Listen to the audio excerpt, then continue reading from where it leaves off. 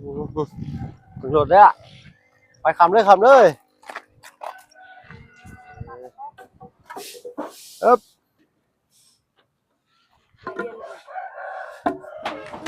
เราก็งามคือคนอยู่นี่เราก็ได้เนาะเอาตัวซื้อจากเอี้ยงมาโม่จังวะเอาไปอันนี้นะโมเมนต์เขียนถ้วยทางนี้เขียนด้วยกินด้วยนี่ได้มาเก้าได้ค่อยผิดอันนี้โอ้เราเก่งอยู่ดิ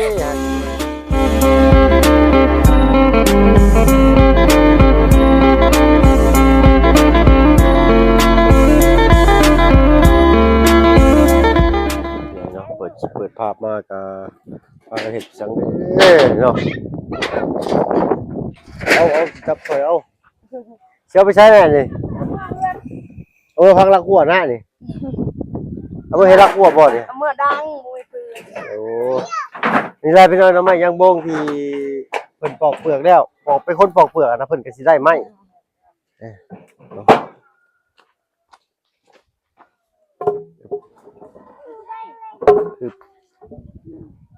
รอกับเบื้องนักบินก็แบก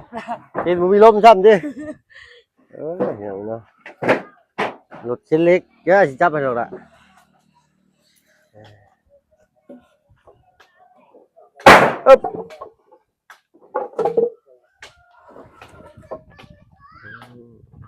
บุกติใช่หน่อยเดียวกันเนาะเอาไปดูผมลองเบิ่งก่อนเพื่อนนั่นบ่ได้จังแบกแล้วจังใหม่ได้บ้างเอาได้บ่โอ้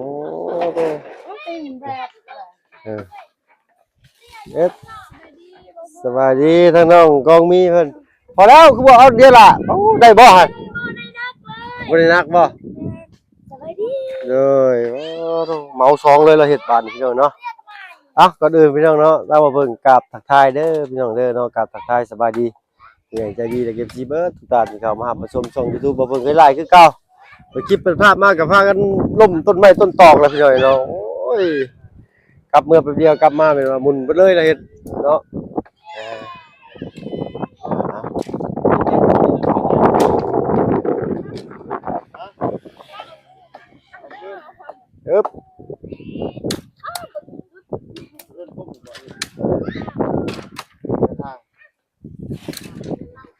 คนเช้านี่แดดโหด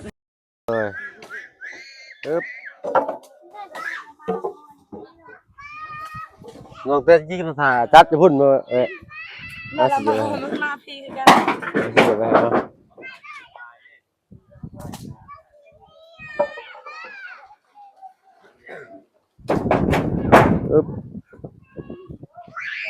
ยานคนต้องมีคนนั่งนะบ้านเนี่ยนะ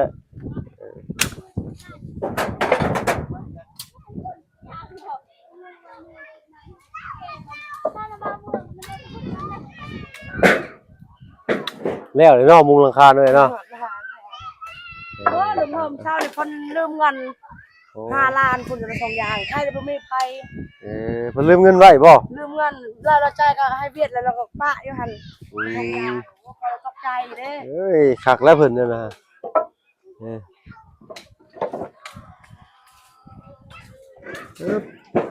ได้ร้ายเลยบ่ล่ะได้ร้ายเลยบ่ฟืนน่ะยังบ่ได้ร้ายครับ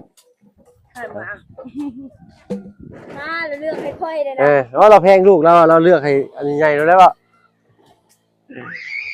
ใหญ่น่าแหงเนาะแม่นแล้ว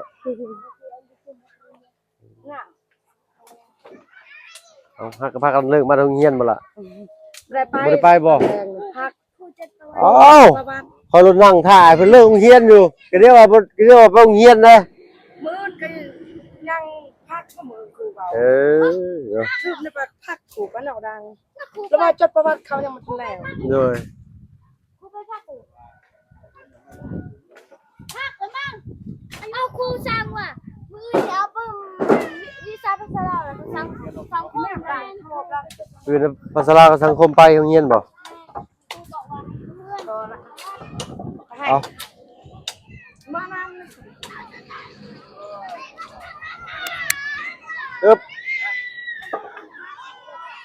เสียบไ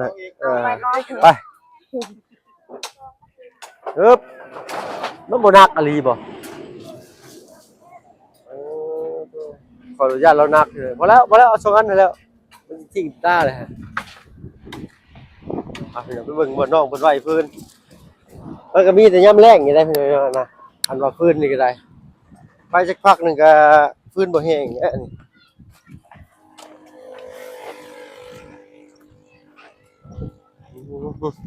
ถึงรถแล้วไปคำเลยอึ๊บแล้วทางน่ะเราจะบ่ขึ้นเนินพี่น้อยเนาะเราเพื่อนเพิ่นโอ้มีเตียงเล็กอีกเนาะมันใช้เศษเล็กกับเพิ่นเอามาเฮ็ดเตียงเลยซะเพิ่นก็ได้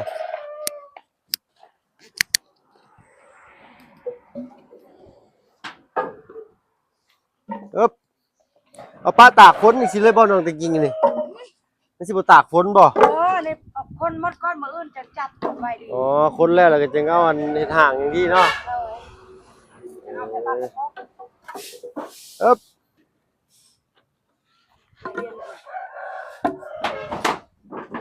กล้องกับป้าบ่ได้พี่น้อยเนาะตั้งไว้โทรศัพท์มันหลุดลง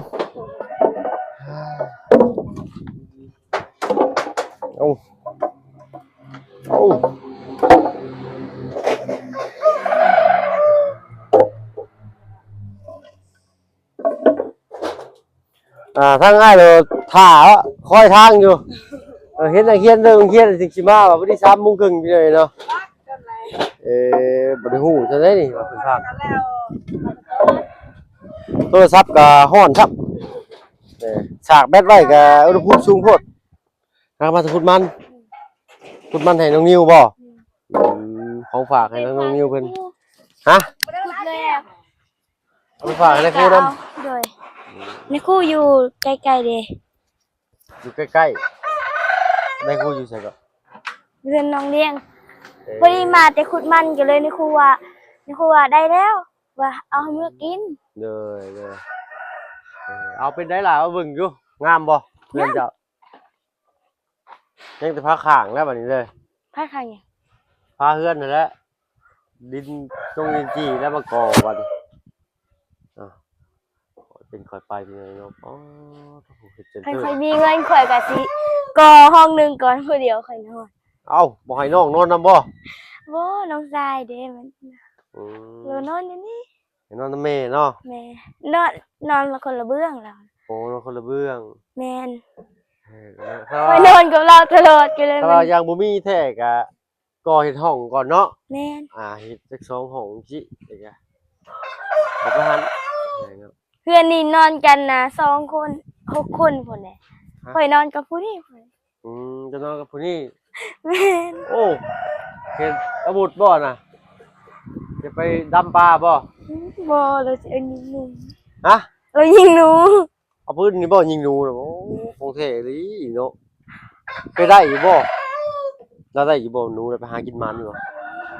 เคยยิงครับบ่ได้ใส่กลับไปหาขุดมันเมื่อกี้นี่ก็ย่านเบานิ้วเหยียบกลับแล้วว่าใส่กลับนี่เฮาทมเด้เห็นแต่มันหัวมันนี่เห็นแต่หัวมันแม่นโอ้ยมันที่เอามือไปจับบ่แห้งเนาะนี่มือโอ้ยคักพุ่นแล้วเจ้าเจ้าว่าอันนั้นก็อันเพิ่นว่าเก็บเงินค่าหยังก็ไปโรงเรียนนั่นล่ะค่าประวัติใกล้สิจบม.5แล้วเพิ่นเก็บติแม่นมีหยังแน่ล่ะมีหยังแน่บัดนี้มีหยังแน่เสียค่าโรงเรียนจ้ะน่ะบ่มีหยังเทื่อแรกนี่เก็บเทื่อแรกนี่1,500เนาะแม่นบัดขึ้นห้องม.1 เดือน9ก็เอาใบประกาศ20,000ใบประกาศ20,000 170,000นี่เลยเนาะไปเซ็งเดือน5นี่ก็คือเก่าเขาเก็บค่าห้องเข้าห้องเซ็งนี่50เก็บค่าเข้าห้องเซ็งอีกแม่ถ้าบ่เพิ่นก็บ่ฮู้ดอกเนาะได้ยินหมู่ว่าแกและออกนอกหน้าเขาเก็บอีก100,000เด้ฮะเขาเก็บอีก100,000ค่าหยังน่ะบ่รู้กันออกนอกนะได้ยินหมู่ว่าเก็บอีก100,000พู่นแหละค่ะแพงจังเลยเฮาก็บ่ฮู้คือกันเลยเนาะค่าใบประกาศอีก20,000แม่นค่าสิเจ๊งซบซั่นอีก1,500,000 1,700,000 3,700,000พอดีปอเลยเนาะจบปีนี้บ่เจ้าป.5แม่ แล้วก็ขึ้นม .1 นี่เนาะไปบ่เรียนม .1 ไปเลยเนาะ เอาดีๆเนาะตั้งใจเรียนเนาะอ่านออกเขียนได้บ่ได้ติสำนี้ก็ได้ อ่านออก เขียนเด้ เขียนเป็นเบิด เขียนเป็นหมดแล้ว แม่น แม่นบ่แม่นเขียนยังบ่เป็นจัก แม่นเป็นหมดเลย แม่นบ่ แม่น ไม่ใช่อยากเห็นตัวหนังสือจะได้เอาปึ้มที่จะเขียนให้เบิ่งเนี่ยได้บ่ฮะ ได้ ได้แล้วให้ว่าเบิ่งอยู่หั่นเนาะเจ้านี่ขี่สกูตเตอร์ไปเนาะจะขี่รถไฟฟ้าเอาใส่ เคยไป อ๋อมีแต่พระเอกเกาหลีในสมุดมันก็ได้มักพระเอกเกาหลีจังก็เนาะ เอ้ามาแล้ว ไอ้เบิ่งต้องซื้ออันว่าหาก่อนเด้เราก็งามคือคนอยู่นี่เราก็ได้เนาะเอาต้องซื้อจากเอียงหน่อยหนึง ครั้งนี้ คือว่าผิดหลายแท้นี่อ๋อ สองผิดสอง หัดกินถ้วยบ่เนี่ย โมเม แม่ น นวิชาภาษาลาว คำตอบ อาการที่พวกเฮาถ่ายหายใจเอาหายใจยังนี่ หึ หายใจยังนี่ อากาศที่พวกเฮาที่หายใจเอา เอ้าตกใจหน่อยก็ได้ว่ากันจนสิ้นเนาะโอ้ยเอาอ๋อตู้จักชื่อเราอยู่บ่นี่บ่ฮู้ซ้ำ โอ้ ฮู้บ่ใช้ชื่อหยังแน่ โอ้ยว่ะ อั มั น ก นี้ บ่จังว่าเอาไปนี่ อันนี้นะโมเมนเขียนถ้วยทางนี้เขียนถ้วย กินถ้วยนี่ได้บ่เก้า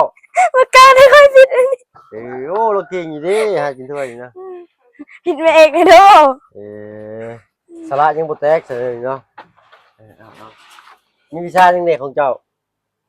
ทุกวิชา สลาว นี่ รวมตัว นี่ คณิตศาสตร์ นี่ แต่ก็มันยังอยู่บัด นับเลยภาษาลาวคณิตศาสตร์จิตสมบัติสังคม เออ สิ่งแวดล้อม มีรอบ4 5 หก 6วิชา ห้าบ่ห้าอยู่ อืม ห้าอย่าง เนาะทางนอกเพิ่นเรียนก็ถือว่าเก่งไงพี่น้องถือว่าได้ซั่นนี่ก็ได้เนาะเว้าแล้วก็เว้าถึงน้องต้นกล้าเพิ่นเรียนฮอดของม .1 เขียนบ่ได้เขียนชื่อตัวเองก็แทบบ่ได้เนาะแล้วก็อ่านป้ายที่เพิ่นมาติดที่เฮือนน่ะนะอ่านบ่ได้อะไรก็ได้เอ้า ผู้ชายเหรอ แม่นผู้ชาย เราเรียนอยู่ปะเดม เรียนอยู่ม บ้าน .1 บ้านอะไรใหญ่ เราเรียนอยู่บ้านดงนี่เนาะ เรียนอยู่บ้านเมืองจันทน์ บ้านเมืองจันทน์ แม่น ผู้เอาคนบ้านแก่งไข่ไปเรียนอยู่เมืองจันทน์ ผู้เดียวใกล้ๆเนาะ ใกล้ๆอยู่ทางไหนใกล้เติบอยู่เนาะเป็นเคสที่ผู้ใหญ่ให้อ้ายรับผิดชอบเนาะสร้างเรือนให้หลังหนึงเนาะทางอ้ายก็เต็มที่ก็หวังว่าน้องเพิ่นสิเรียนเก่งขึ้นพี่น้อยเนาะคนเฮาตั้งมุ่งตั้งใจบ่มีหยังยากพี่น้อยเนาะ น้องใส่ว่าสิเรียนอยู่บ้านดง โอ้น้องชายว่าสิไปเรียนบ้านดงเจ้าก็สิไปเรียนนั่นโอ้ผู้ที่เป็นเสี่ยวกันเลยเนาะเห็นแล้วบ่น้องชายเห็นแล้ว เห็นแล้ว แล้วเว้าเป็นบ่ เก่งกว่าค่อยอีก เก่งกับเจ้าอีก แม่ โอ้พอดีแล้วบัดนี้เนาะ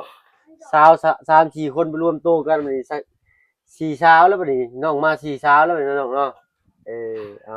โอ้ผู้บ่าวมันดงแต่โคบๆแล้วไปเห็นนี่เนาะไปโรงเรียนบ้านอื่นครั้งแรกก็สิเพิ่นอายอยู่แล้วเนาะ บ่ บ่อายบ่ถ้าเบิ่งไอ้สิถ่าเบิ่ง บ่นะ เคยไปเห็นแล้วบ่โรงเรียนมันดงน่ะ เฮ้ยเอาไปวัดเนาะเห็นอยู่ ก็เข้าวัดนี่เนาะเอาดีๆเนาะตั้งใจเรียนเอาเด้อเนาะเด้อเนาะโอ้ผู้น่ะตั้งใจหาอยู่หากินรีบลาไปเรียนหนังสือบ่เจ้าห้องใดล่ะเจ้า ป .5 เด็กก็ป .5 น้องก็ป อืม .5 เราน่ะเก่งคณิตศาสตร์ เก่งคณิตศาสตร์บ่ดีเลยเก่งคณิตศาสตร์ ค่อยนะคณิตศาสตร์ค่อยปึ๊ก ลึกคณิตศาสตร์ แม่น โอ้คณิตศาสตร์และสำคัญเนาะเรื่องคณิตศาสตร์นี่ต้องพวกไหลนี่ก็ยังสำคัญเลยเอ้าสิดามากินได้ไหมฮะ บ่เพิ่ง เห็นบ่สุกเลยบ่ฮะ จะมักคณิตศาสตร์หรือว่าค่อยถามนี่เด้อ อืม หาสิ่งจะมาหาปึ้มจะมาปึ้มได้ภาษาลาว แต่ว่าไอ้เฮียนนี่ภาษาลาวกับคณิตศาสตร์นี่มักคณิตศาสตร์นี่เนาะ สังคม สังคมตอนรุ่นไอ้เฮียนนี่ยังบ่มี สิ่งแวดล้อม มีแต่คณิตศาสตร์รวมตัวภาษาลาวก็นี่ได้ไอ้เฮียนเก่งอยู่ตะกี้ได้เนาะ สิ่งแวดล้อมเนี่ย สิ่งแวดล้อมนั่นทางอ้ายยังบ่ได้เฮียนซ้ำตัวนั้น ก็ ไอ้เฮียนฮอดแต่ปสอง โลกอมตัวแหละ ที่มันรอบรวมตัวหมักเบิดนะว่า คุณ ไง สมบัติก็มีเด้ คุณสมบัติมันเป็นวิชาเนี่ย จะให้เบิ่ง ใจเอาเบิ่งอยู่เอานอกบนเฮียนห้องก็หาเฮียนหลายก็บ่เพิ่งเลยเนาะต้องเพิ่งเฮียนแต่ปสองนี่ก็เลยบ่ฮู้หลายใส่ล่ะบอกสิดาสุกก็ได้ฮะมาชมตัวนะบ่าวเฮียนฮอดแต่ห้องปสองนึงนะบ่าวโอ้เป็นภาพแบบว่าภาพเพิ่นสิไปถ่ายมาเลยนะนี่เนาะอยู่โรงพยาบาลบ่นี่ภาพนี้เนาะภาพนี้น่าสิอยู่โรงพยาบาลนี่เนาะแม่นบ่โรงพยาบาล บ่ฮู้ค่อยบ่ ภาพนี่น่าสิอยู่โรงพยาบาลพี่น้อยเนาะ อันนี้รูปภาพรูปเมืองหลวงพระบาท บ่ได้เห็นตัวหนังสือเลยพี่น้อยเนาะเห็นภาพนี่นะบางคนก็บ่เคยไปดอกเห็นแต่ในอันเพิ่นเอาลงในช่อง YouTube เนาะถ้าบ่เพิ่นสิมัก อันนี้นะรูปวัดภูจำปาสักรูปธงหิน ผมให้หินรูปวัดภูจำปาสักอันนี้อ้ายยังบ่เคยไปเทื่อแต่แต่เช้าสมัยอ้ายเรียนน่ะปึ้มนี่มันบ่ได้เป็นรูปภาพจังซี่ได้นี่เป็นแบบนี้แหละแต่ว่าบ่เป็นสีสมัยอ้ายเรียนยังเป็นภาพขาวดำอยู่เลยหนังสือน่ะบ่ได้มีสีเขียวสีนั่นสีนี่ได้เป็นภาพขาวดำเลยปึ้มเรียนสมัยตะกี้นะอันนี้ก็บ่ได้เป็นว่าสิเป็นภาพจังซี่เป็นภาพแบบเป็นภาพขาวดำอ่ะ ขาวดำ แม่นบ่ได้เป็นสีคือสิได้เบิ่งบ่คักนี่แทบสิเบิ่งบ่ออกเลยว่าเป็นหยังอะไรไปหน่อยเนาะไปแม่มาแล้วเอาพื้นลงซะแม่ละไปซอยกัน สังคมข่อยก็มี สังคมก็มีบ่ แม่น เอาบ่นักก็ไปหน่อย มันบ่นักตอนเฮาคูดน่ะมันบักนักอยู่ ตอนเราขูดมันนักเนาะมันยังเปียกเด้นี่มันแห้งเลย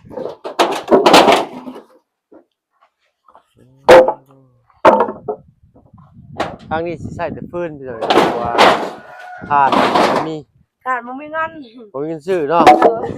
เพิ่นเผาอยู่พี่น้อยเนาะเผาขายอยู่ อันนี้น่ะเฮ็ดทาง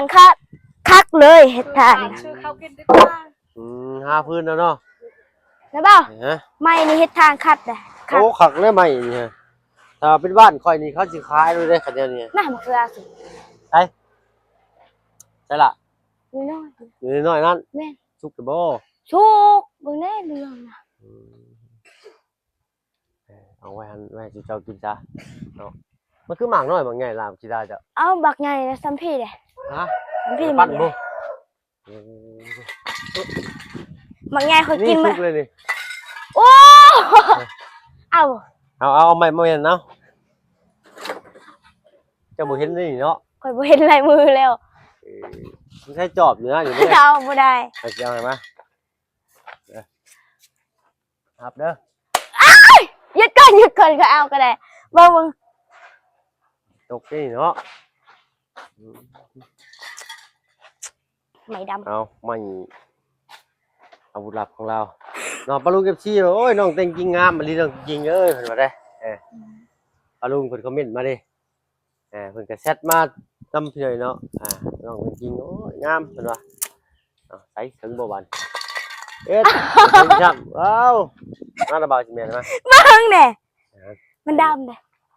เดี๋ยวไปซ้อมบ่เรื่องมากเดียว เอาช่องเลยมันสุกแล้ว บ่สุก สุกแล้ว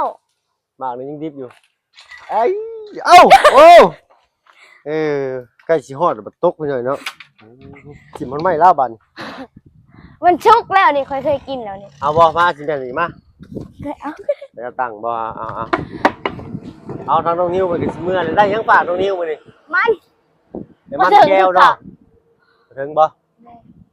ถึง เป็นยังสิบ่ถึงเนาะตายแล้วมัน แน่มาสิมาสิมา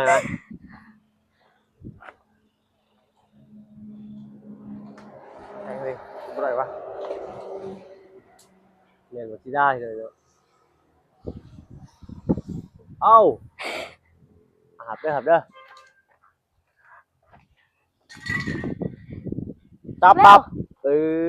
สุกแล้วเห็นบ่ สุกแล้ว สุกแล้ว ใส่เอาไม้นี่บ่ไม้ใส่เอามีดมาพาบ่เคยกินเปลือกเลย กินทั้งเปลือกเลย แปะ มาสิป่าให้น้องตะบอนอยู่มา เราจัดเลยเราบ่อยาก เฮ้ยเราอยากอะไรเราบอกว่าสิ ไม่ ได้เท่าไหร่ไปกันเลย เอาใช้น้องตะวันมีดมาสิผ่านมาอยากรู้นะบอกว่าให้สิบ่อยากเอาดึงหน่อยต้องกินหลายๆเอาไอ้ให้บ่นะอยากจะกินฮะเอาบ่กินซ้ำเนาะเดียวกัน สีเป็นงามอ่ะ เอาให้เจ้านั่นน่ะ ไอ้ก็เคยกินอะไรอ่ะ โอ้มีบงมันนี่มันบ่บงนี่ โอ้ ธรรมชาติอักลีพี่เนาะปลอดสารพิษออร์แกนิกบักชีดาใจแดง บ่ได้ใส่ปุ๋ย สบายเอาสำหรับที่นี่ถ้ามาเพิ่งน้องจะกินข้าวต้มน้ำลาแล้วพี่เนาะสบายดีจ้ะ สวัสดี ป่ะกินชีดาต่อครับผม